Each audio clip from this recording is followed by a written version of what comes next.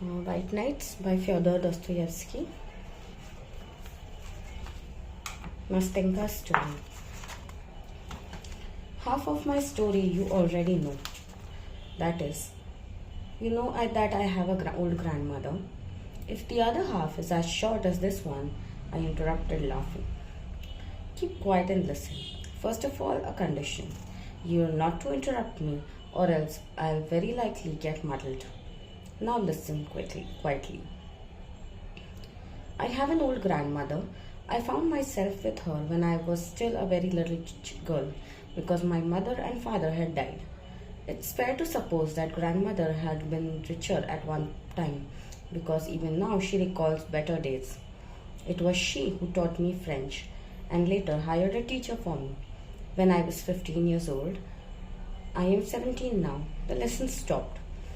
And it was at this time that I got into a lot of mischief. But I won't tell you what I did. It's enough to say that my misdeed was minor. But grandmother called me one morning and said that since she was blind, she couldn't keep an eye on me. So she took a pin and fastened my dress to hers. And then she said that we would sit like that for the rest of our lives if, of course, I didn't behave better. In a word, at first it was quite impossible to get away. I did all my work, reading and studying right beside grandmother. I once tried to trick her and talked Fyokla into sitting in my place. Fyokla is our maid. She is deaf. Fyokla sat down instead of me. Grandmother had fallen asleep in her armchair at that time, and I set off for my girlfriend's not far away. Well, it ended badly. Grandmother woke up. I was away and she asked about something, thinking I was still sitting quietly in my place. Fyokla could see that grandmother was asking for something, but she couldn't hear what it was. She thought and thought about what she should do, undid the pin and took to her heels. Here Nastenka paused and laughed. I started to laugh with her. She stopped at once. Now listen. Don't you laugh at my grandmother. I'm laughing because it's funny. What can I do when grandmother really is like that? But I love her all the same. Well, that time I certainly got what for. I was sat down in my place at once and wasn't allowed to budge an inch. Oh yes, I also forgot to tell you that that is, grandmother has her own house. That is a tiny little house with only 3 windows, all made of wood and as old as grandmother herself. And there's an attic upstairs, so a new lodger moved into our attic. Consequently, there must have been an old lodger, I noted in passing. Well, of course there was, Nastenka replied, and one who knew how to keep quiet better than you do. True, he could barely move his tongue. He was a little old man, withered, mute, blind, lame, so that it finally became impossible for him to live in this world. And he died. Then we needed a new lodger because we can't live without a lodger. That, together with grandmother's pension, is practically our entire income. The new lodger, as luck would have it, was a young man, not from around here, from out of town. Since he didn't try to bargain with her, grandmother took him in. But later she asked, "So, Nastenka, is our lodger young or not?" I didn't want to lie. "Now," I said, "grandmother, it's not as though he's very young, but then he's not an old man." "Well, and is he good looking?" grandmother asked. Again, I don't wish to lie. "Yes," I say, "he's good looking, grandmother." And grandmother says, "Oh, what a nuisance. What a nuisance. I am saying this, granddaughter, so that you don't get carried away by him. Oh, what times we live in. Who would have thought it possible, such a piddling lodger, and he has to be good looking as well. Things were different in the old days." It's always the old days with grandmother. She was younger in the old days, and the sun was warmer, and old days and cream didn't go sour so quickly in the old days. It was always the old days. And so I sit and keep quiet and think to myself, why is grandmother filling my head with ideas and asking whether our lodger is handsome or whether he's young? But that was all there was to it. I just gave it a thought, and there and then began counting my stitches again. I was knitting stockings and then completely forgot about it. Then one morning, the lodger came to ask about his room being wallpapered as he had been promised. One thing led to another. Grandmother is talkative, you say, and she says, "Go to my bedroom, Nastenka, and bring me my accounts." I immediately jumped up, blushing. I don't know why. And I'd forgotten that I was sitting there pinned to grandmother. I didn't quietly unpin myself so that the lodger wouldn't see. No, I dashed off so that grandmother's chair went flying. When I saw that the lodger now knew everything about me, I blushed, stood there as if I were rooted to the ground, and burst into tears.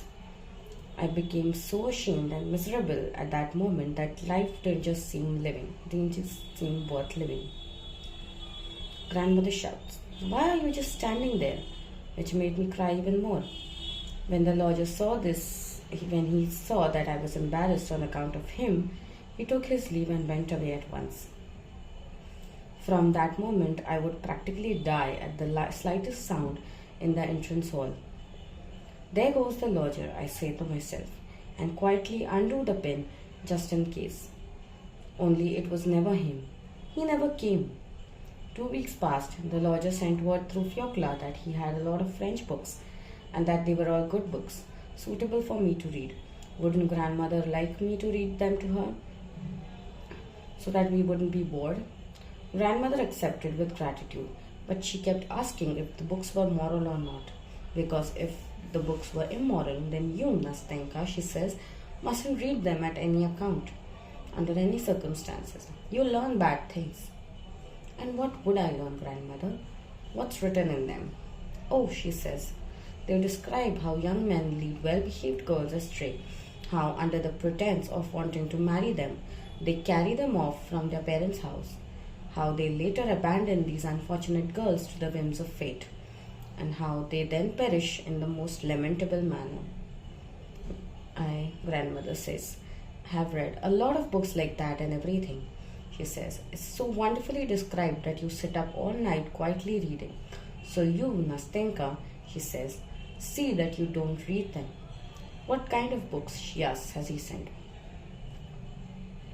They are all novels by Walter Scott, grandmother. Novels by Walter Scott. But wait just a minute. There must be some sort of shenanigans going on there. Take a good look to see if he slipped a little love note in one of them. No, I say, grandmother, there isn't a note. And look under the binding as well. Sometimes they stuff it into the bindings, the rascals. No, grandmother, there isn't anything under the binding as well. Well, what did I tell you? And so we began to read Walter Scott.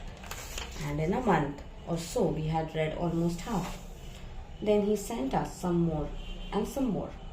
He sent Pushkin in the end. I couldn't be without a book and stopped thinking about marrying a Chinese prince. That's how things stood when I chanced to meet our lodger on the staircase. Grandmother had sent me for something. He stopped. I blushed and he blushed. He laughed though, said hello, asked after grandmother's health, and says, "So, have you read the books?" I answered, "Yes." "Which one?" he asks. "Which one did you like the most?" And I say, I liked Ivanhoe and Pushkin the best of all. And that was the end of it at that time. A week later, I ran into him again on the staircase. This time, grandmother hadn't sent me. I had needed to get something for myself. It was after 2, which was when the lodger would come home. "Hello," he says. I answer, "Hello." "Don't you get bored?" he asks, "sitting with your grandmother all day long?" As soon as he asked me that, I blushed. I don't know why. I became embarrassed. And once again, my feelings were hurt. Evidently because now others had begun asking questions about this. I wanted to walk away without answering, but I didn't have the strength. "Listen," he says, "you are a good girl. Forgive me for talking with you like this, but I assure you, I wish you well more than your grandmother does. Don't you have any girlfriends whom you can go and visit?" I say that I don't have any, that there was one, Mashenka, but that she's gone away to school. Listen, he says, would you like to go to the theater with me? To the theater? But what about grandmother? Well, he says, you can go without telling her. No, I say, I don't want to deceive grandmother. Goodbye. Well, goodbye, he says, and he didn't say another word. Only after dinner he comes to see us. He sat down, talked with grandmother for a long time, and asked whether she goes out anywhere, whether she has any friends, and suddenly he says, I took a box at the opera today. They are putting the Barber of Seville. Friends wanted to go and then cancelled.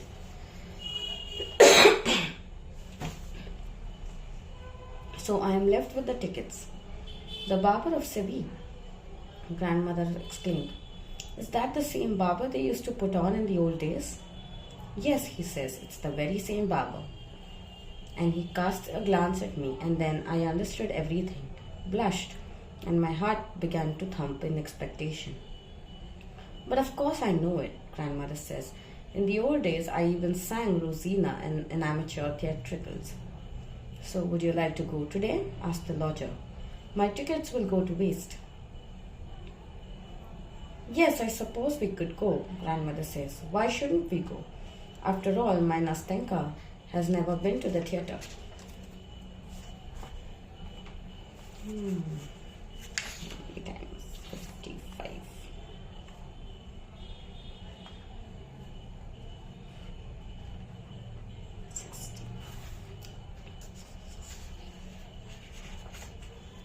My goodness, what joy! We at once pulled ourselves together, got ready, and set off. Even though grandmother is blind, she still wanted to hear the music, and besides, she is a kind old woman. More than anything else, she wanted me to enjoy myself. We should never have gone on our own. I won't tell you my impressions of the Barber of Seville, except to say that all that evening our lodger looked at me so nicely, spoke so nicely, that I saw at once that he wanted to test me in the morning by proposing that I go with him alone. Well, what joy! I went to bed so proud, so happy. My heart was pounding, so that I became slightly feverish, and I raved on about the Barber of Seville all night long. I thought that he would stop by more and more often after that, but that wasn't the case. He almost stopped coming altogether. Also, he would drop by once a month, and then only to invite us to the theatre. We went with him again a couple of times. Only I wasn't at all happy with this. I saw that he simply felt sorry for me, because I was kept under grandmother's thumb so. There wasn't anything else to it. And then as time went on, something came over me. I couldn't sit still, I couldn't read, I couldn't work. Sometimes I would laugh and do something to grandmother out of spite, while at other times I would simply cry. In the end, I grew thin and almost became ill. The opera season was over, and the lodger stopped coming by altogether. Whenever we would meet, always on the same staircase, it goes without saying, he would bow so silently, so seriously, as though he didn't wish to speak, and then walk down all the way to the front door, while I was still standing halfway up the stairs, as red as a cherry, because all my blood would rush to my head whenever we met. Now we're coming to the end. Exactly a year ago, in May, the lodger comes to us and tells grandmother that he has finished his business and that he must return to Moscow for a year. When I heard this, I turned white and collapsed to the chair half dead. Grandmother didn't notice anything, and after announcing that he was going away, he took his leave and left.